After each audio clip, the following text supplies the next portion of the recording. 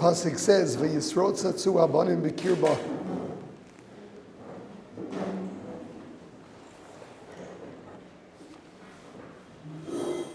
Rivka Imenu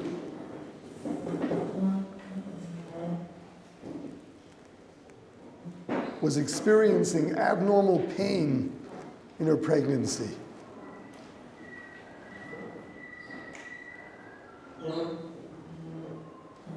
Vatomerim kain loma ze anochi.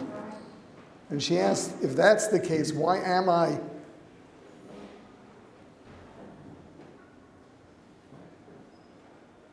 Rashi explains, is this what I prayed for?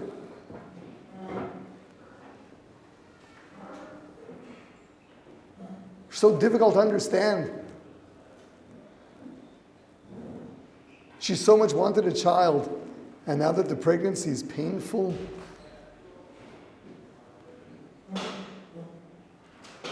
so she's having second thoughts. It's not worth it.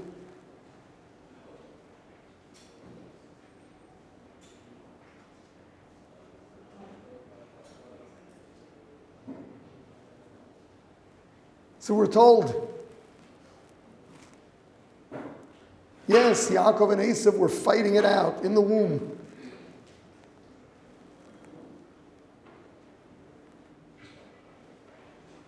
And if that wasn't enough,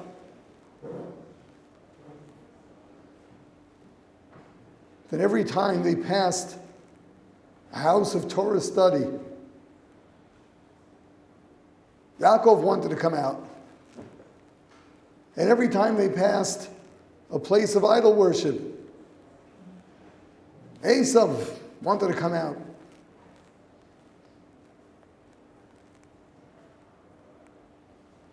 So it's quite violent in there.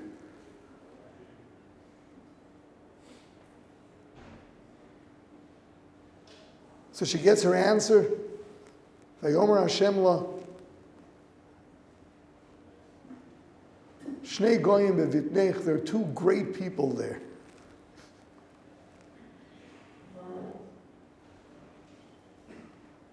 Mimeyayechi paredu. They will immediately separate after birth. They'll be totally different.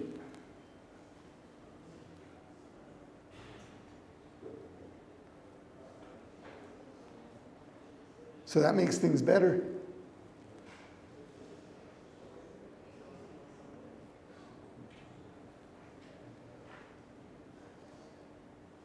And what are the explanations given?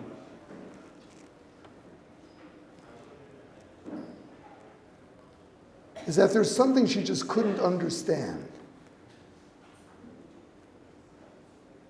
This fetus within her, identified with a house of Torah study and a place of idol worship.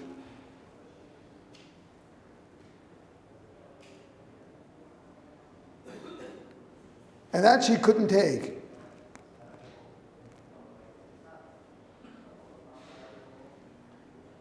One fetus struggling.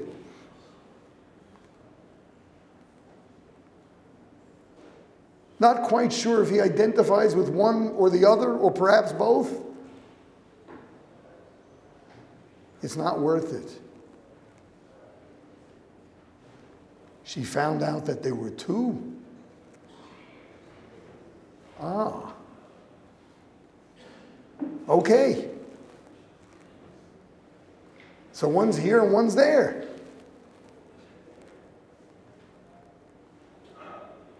But 1 second. One is an idolater.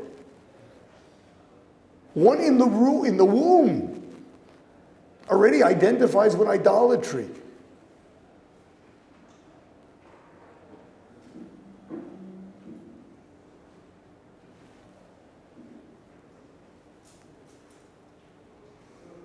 And the moral of the story is, there's right and there's wrong. And there are some people that just don't get it right.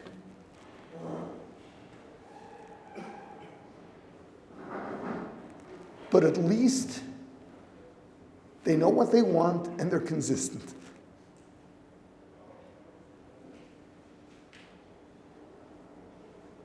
What she was unwilling to tolerate is this wishy-washiness. Yeah, a little of this, a little of that. So who are you? Identify yourself. What are you?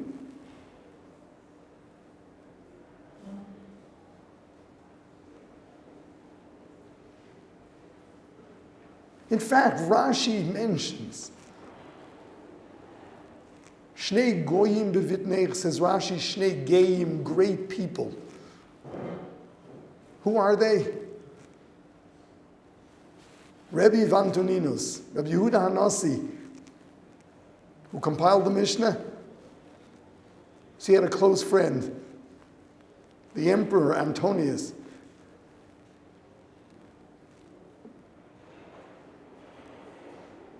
And possibly because of that connection, Rabbi Yehuda Hanassi was very wealthy. And Rashi says the two of them, that snon and chazeres, radish and horseradish, was not missing from their table, not in the summer and not in the winter. Okay?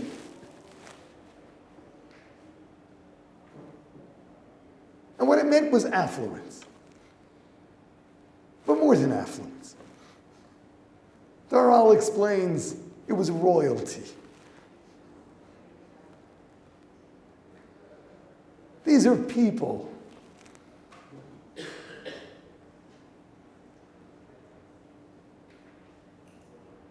They're aristocratic.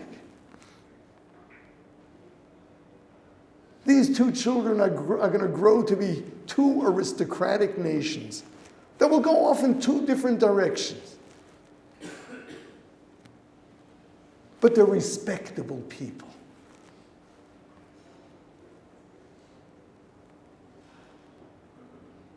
Maral throws in a line.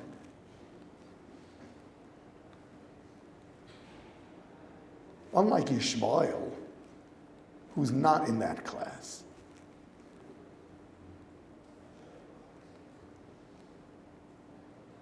The Romans were noble. They were aristocrats. The Jews were aristocratic. It's calming her down.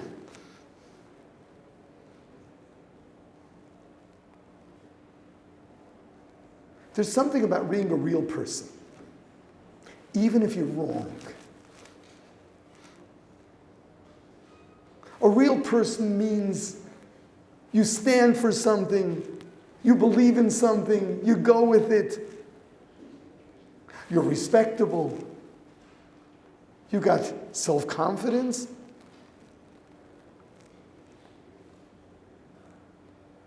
And you live like a respectable human being.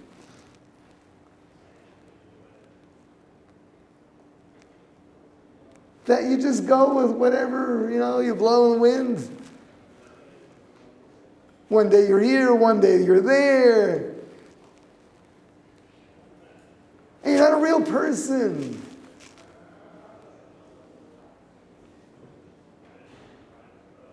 That was something she couldn't take.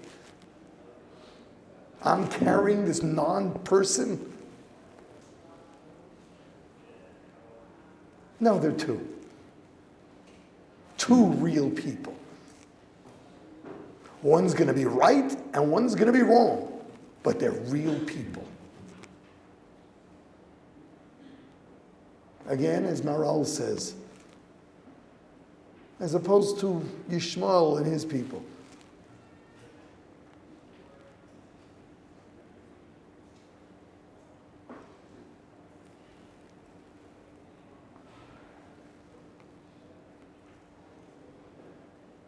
You got to be real. You got to be real.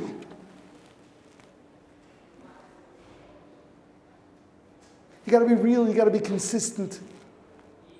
You got to respect yourself as a thinking human being.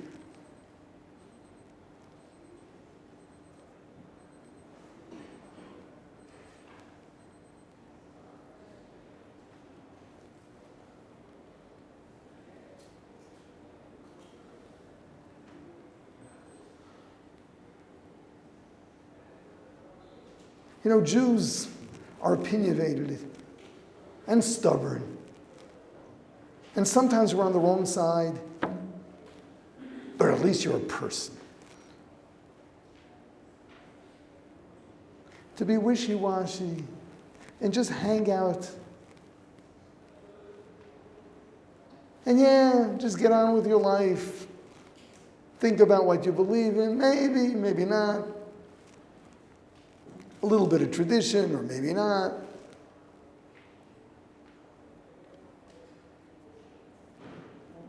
Right and wrong, what's in style.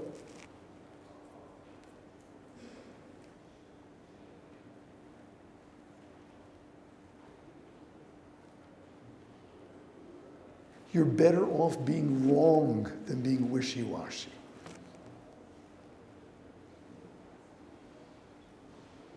You're better off being wrong than not being a real person.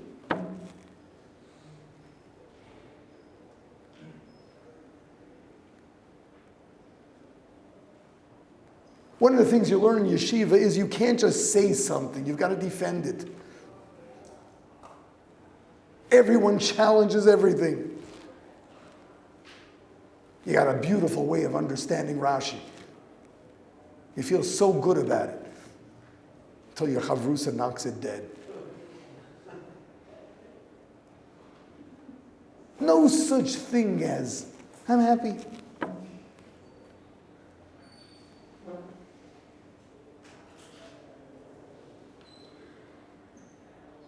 You think it's right, you got to defend it.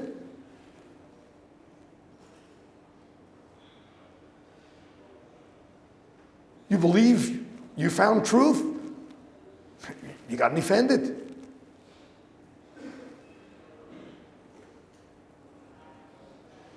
For so many, it's just going with the flow, not thinking, not real people.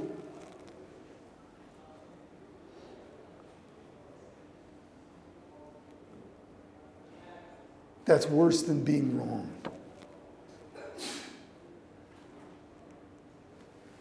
What Yeshiva's about is making sure that you think, that you take responsibility for what you say, you take responsibility for your positions, that you're real.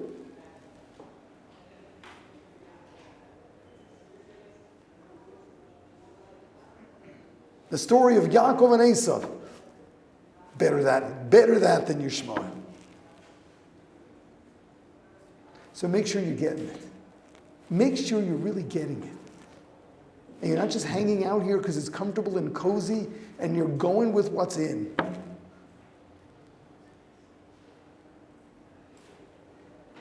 You're doing what you're doing because you believe it's right, and you're prepared to defend it. And you're for real. That's a greater value. It's a greater value than finding truth. Even if you're mistaken, at least you're a person.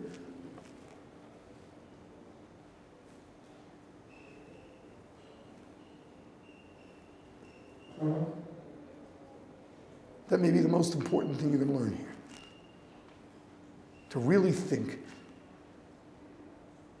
Really think. And live by what you understand is right, and not be wishy-washy, and not just go with the flow. That's just being a human being. The Tzelem Elokim, the brain, heart, and free will that Hashem gave every one of us.